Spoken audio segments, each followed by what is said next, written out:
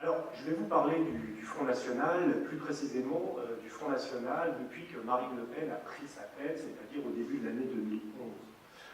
J'étudie à peu près ce parti politique depuis le milieu des années 90 et je fais ce qu'on appelle de l'immersion, c'est-à-dire je fais des enquêtes de terrain, je vais voir les militants, les leaders, les sympathisants, parfois juste les électeurs, et je fais ce qu'on appelle un travail qualitatif d'entretien, de partager des fois des moments avec des militants, mais également des fois d'observer des actions militantes afin d'essayer de comprendre ce qui se passe et de comprendre l'attrait de ce parti politique. Alors je travaille à visage découvert, c'est-à-dire je me fais passer pour ce que je suis, c'est-à-dire un chercheur qui fait un travail, et je dois dire que si dans les années 90 c'était compliqué d'enquêter au sein de ce parti politique, depuis que Marine Le Pen a pris la tête de ce parti, c'est devenu beaucoup plus facile. C'est devenu beaucoup plus facile et elle s'est montrée beaucoup plus conciliante avec les chercheurs, avec les journalistes, et je pense que ça participe de sa stratégie de dédiabolisation sur laquelle je vais revenir. Alors, le Front National, je n'ai pas le temps de faire un balayage historique de ce parti politique, je vais juste le prendre à partir des années 1980, c'est-à-dire à partir de son émergence électorale. Le Front National est créé en 1972, à l'époque c'est une sorte de groupuscule au sein duquel son leader, Jean-Marie Le Pen, essaye de rassembler toutes les composantes de la mouvance de l'extrême droite. Le premier choc, la première émergence électorale de ce parti se fait en 1983, des élections municipales à Dreux, puis l'année suivante, en 1984, lors des élections européennes. Alors, le Front National des années 1980, c'est un Front National qu'on pourrait qualifier de droite extrême, c'est-à-dire qui serait une sorte de condensé de toutes les caractéristiques de la droite, accentuée. C'est-à-dire, à l'époque, Jean-Marie Le Pen cultive un conservatisme moral, strict, mais également, comme l'a dit mon collègue Philippe Poirier tout à l'heure, un ultralibéralisme économique. Les modèles de Jean-Marie Le Pen de l'époque, c'est Ronald Reagan, c'est Margaret Thatcher, donc Le Pen veut laisser l'État à ses seules fonctions régaliennes, et il faut se souvenir qu'à l'époque, par exemple, il traite la droite du gouvernement de grosse pâle, c'est-à-dire qui serait un peu trop socialiste. Son électorat de l'époque, c'est un électorat qui est issu de la bourgeoisie ou de la boutique, c'est-à-dire des petits commerçants, des artisans, et c'est un électorat qui est en quelque sorte traumatisé par l'arrivée de la gauche au pouvoir en 1981, de la gauche de François Mitterrand. En 1986, à la faveur d'un scrutin qui est devenu proportionnel, le Front National envoie 35 députés à l'Assemblée nationale, réussit à constituer un groupe, jusqu'en 1988, où là, les socialistes gagnent à nouveau les élections, le scrutin redevient majoritaire, et à ce moment-là, le Front National perd ses députés. On arrive aux années 1990, et les années 1990, c'est vraiment un basculement idéologique au sein du Front National. Et il va y avoir toute une recomposition au sein de ce parti. J'ai pu assister à cette recomposition, puisque c'est à cette époque que j'ai commencé les premières enquêtes. Et on va voir un Front National qui va de plus en plus s'intéresser aux questions sociales. On voit germer des affiches, par exemple, avec écrit « Le social, c'est le Front National ». Et notamment des affiches qui représentent des ouvriers, des travailleurs, dans un style un peu néo-réaliste, du fascisme italien, c'est assez saisissant. On voit les premières critiques du capitalisme émerger, assez virulentes, notamment déjà les critiques des ravages de la mondialisation. Et le Front National, qui dans les années 70-80 cultivait un anticommunisme virulent, voit l'ennemi désormais non plus à l'Est, mais à l'Ouest, à savoir ce sont les États-Unis, qui sont le parangon de la mondialisation, qui constitue la menace principale, notamment de par l'hégémonie de son modèle culturel, font peser une menace pour l'intégrité culturelle de la nation. Alors, il y a deux causes qui permettent d'expliquer cette réorientation idéologique. La première cause, c'est la cause internationale, c'est la chute du mur de Berlin, qui n'oblige plus l'extrême droite à se positionner par rapport au parapluie nucléaire américain, et qui voit le Front National se tourner alors vers des groupuscules essentiellement intellectuels qui, dans le courant des années 1970, cherchaient les fondements d'une troisième voie entre capitalisme et communisme. Et puis il y a une deuxième raison qui est qu'à partir du début des années 90, l'électorat du Front National commence à changer et ça devient de plus en plus un électorat populaire. Le Front National devient en 1995 le premier parti chez les ouvriers en France. Il supplante le Parti socialiste et le Parti communiste.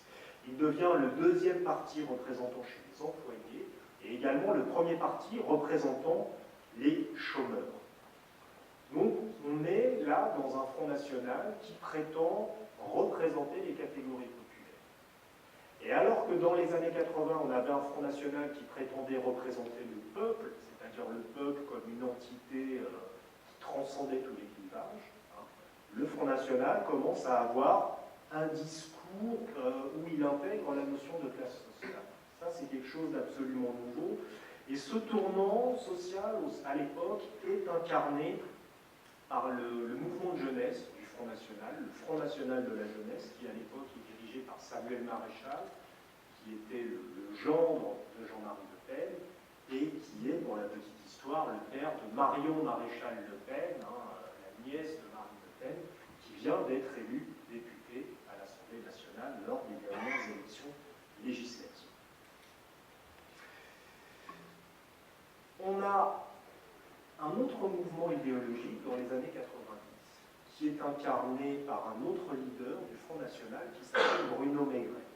Alors Bruno Maigret, c'est un leader qui, lui, vient de la droite de gouvernement, il vient du Parti gaulliste, du RPR, et c'est quelqu'un qui vient au Front National avec certains collègues qui, comme lui, ont fait des grandes écoles, ce sont des gens qui sont tout à fait formés, qui ont une culture technocratique et qui veulent imprimer au sein du Front National une culture de gouvernement.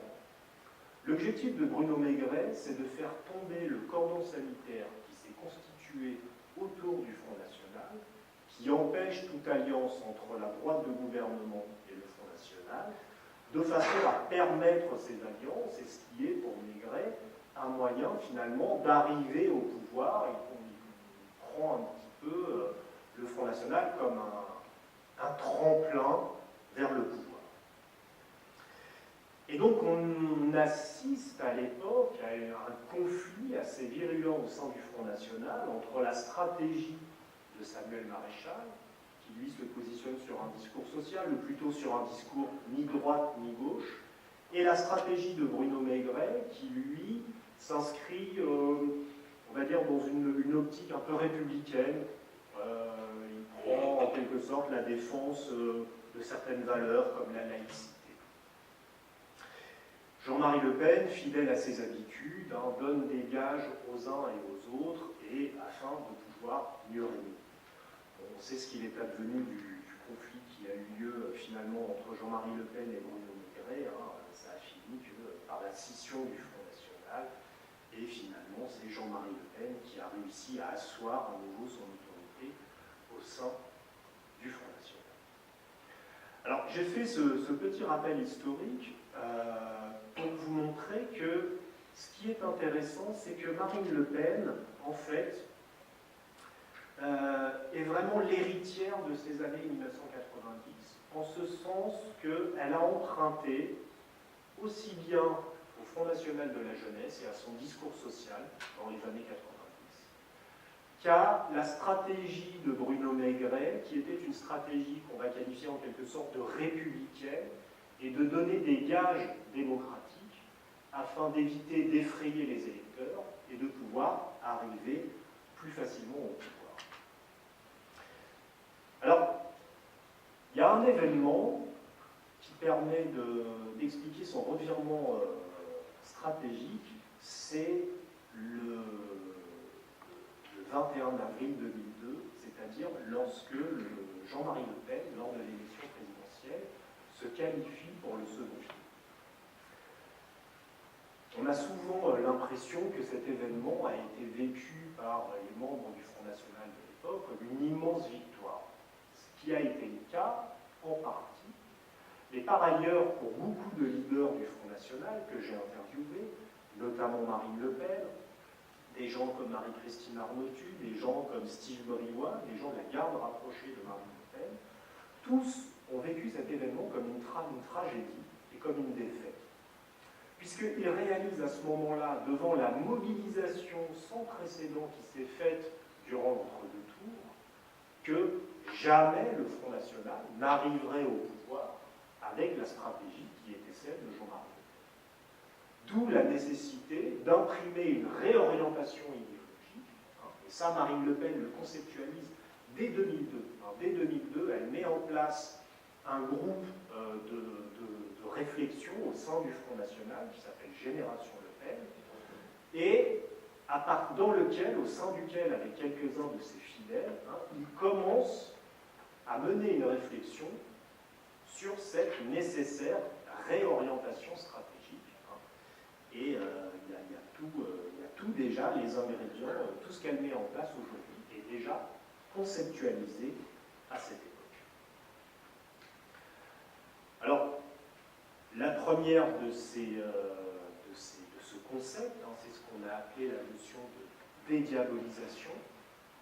Et lorsque Marine Le Pen commence à émerger sur la scène politique, elle se démarque de son père, notamment sur certains sujets très sensibles, comme la Seconde Guerre mondiale et la question du génocide, du judéocide, où elle indique que la Shoah constitue, selon elle, le summum de la barbarie.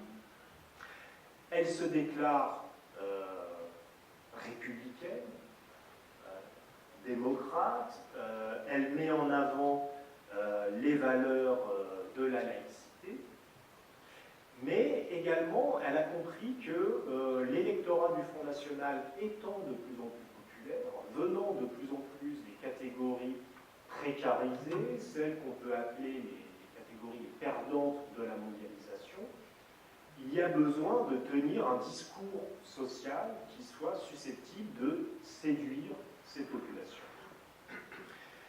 Et donc c'est ce qui permet d'expliquer que Marine Le Pen, durant la campagne présidentielle de 2012, a tenu un discours qui était finalement très social, avec la volonté d'augmenter le salaire minimum de 200 €, tout un discours assez étonnant pour qui était habitué à des discours traditionnellement libéraux, on va dire, qui étaient tenus par son père. Alors, naturellement, la pierre angulaire du programme du Front National reste la question identitaire. C'est le socle idéologique du Front National. Et finalement, si vous prenez le programme, tout est décliné à travers l'identité, qu'il s'agisse des emplois, des logements sociaux, de la fermeture des frontières. Il s'agit à chaque fois de préserver l'identité, donc réserver les emplois aux Français, réserver les logements sociaux aux Français, réserver les écoles, fermer les frontières, sortir de l'Union européenne. Donc tout se décline à travers cette thématique identitaire. Donc à ce niveau-là, le programme du Front National n'a pas changé. Le programme est quasiment le même. Ce qui a changé, c'est davantage les discours. Et en ce qui concerne ce discours cette stratégie, je vais dire, de la dédiabolisation, Marine Le Pen et son équipe se sont beaucoup inspirés, et ça ils le reconnaissent tout à fait ouvertement lorsqu'on leur pose la question, ils se sont beaucoup inspirés de mouvements néopopulistes européens, tels que notamment le PVV de Geert Wilders dans les Pays-Bas. Geert Wilders qui, sur la question des mœurs, par exemple, est un libéral. C'est quelqu'un qui n'est pas du tout dans un conservatisme moral. Donc c'est quelqu'un qui ne s'oppose pas à l'avortement, c'est quelqu'un qui dit défendre la cause homosexuelle, qui défend les droits des femmes, contre la menace que leur ferait subir, soi-disant, les musulmans. Elle s'inspire également, à ce niveau-là, des discours d'Oskar Freisinger, de l'UDC en Suisse. Alors, ce qui est intéressant de noter, c'est que ces deux partis n'ont pas de racines d'extrême droite, à proprement parler. Le PVV de Geert Wilders est issu, on va dire, des mouvements conservateurs néerlandais, où l'UDC, c'est un parti agrarien qui est plutôt ultralibéral sur le plan économique, mais qui, en tout cas, est également libéral sur la question des mœurs. Et ça, ce sont véritablement des inspirations pour Marine Le Pen qui vont lui permettre de légitimer et de réorienter sa stratégie libérale en matière de mœurs. Et c'est comme ça qu'on peut expliquer, par exemple, que dans certains discours, Marine Le Pen prenne la défense ouvertement des homosexuels. Alors, il faut faire attention, elle ne défend pas le mariage qu'on appelle le mariage homosexuel, elle ne défend pas leurs droits, mais en tout cas, elle dénonce le fait qu'ils puissent être menacés dans certaines zones où vivent d'importantes populations d'origine arabo-musulmane. Il en va de même pour les femmes, il en va de même pour les juifs, donc elle se prétend comme étant le meilleur défenseur des juifs.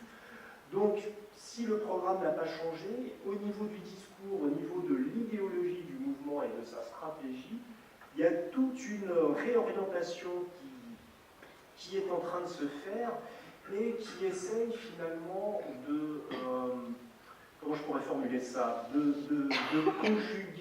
faire conjuguer les valeurs libérales avec le nationalisme et avec la xénophobie. Et ça, c'est une orientation qu'on voit dans beaucoup de pays d'Europe, Philippe Poirier l'a mentionné, et à mon avis, c'est véritablement là que constitue le plus grand défi pour les démocraties européennes. Et je conclurai en disant que dans mes enquêtes de terrain, j'ai rencontré beaucoup de jeunes militants, parfois très jeunes, 14 ans, 15 ans, 16 ans, qui ont rallié le Front National dans le sillage de Marine Le Pen et qui tenaient un discours qui disait finalement, tant que c'était Jean-Marie Le Pen, je ne pouvais pas aller. C'était pas possible, ses outrances, son antisémitisme affirmé, son racisme outrancier, le fait que par exemple ils disent qu'ils croyaient en l'inégalité entre les races, toutes ces provocations sur la Seconde Guerre mondiale, c'était quelque chose qui les empêchait de rallier le Front National, quand bien même ils pouvaient partager beaucoup de ses idées. Et avec Marine Le Pen, il y a vraiment un verrou qui a sauté. Il y a une séduction qui s'est opérée. Marine Le Pen, c'est une femme qui est finalement jeune, qui est divorcée 2 fois, qui vit dans une famille recomposée. Il faut savoir que dans son entourage, et elle s'en cache à moitié, on compte beaucoup de gens qui sont homosexuels, qui ne se cachent pas d'être homosexuels. Donc il y a vraiment quelque chose, elle affiche un visage tout à fait libéral, qui rassure les jeunes générations, qui séduisent énormément. Et à mon avis, c'est à travers cette conjugaison entre valeurs libérales et discours nationaliste et xénophobe, c'est là-dessus qu'il faut travailler aujourd'hui, parce que c'est ce qui annonce les succès du national-populisme de demain.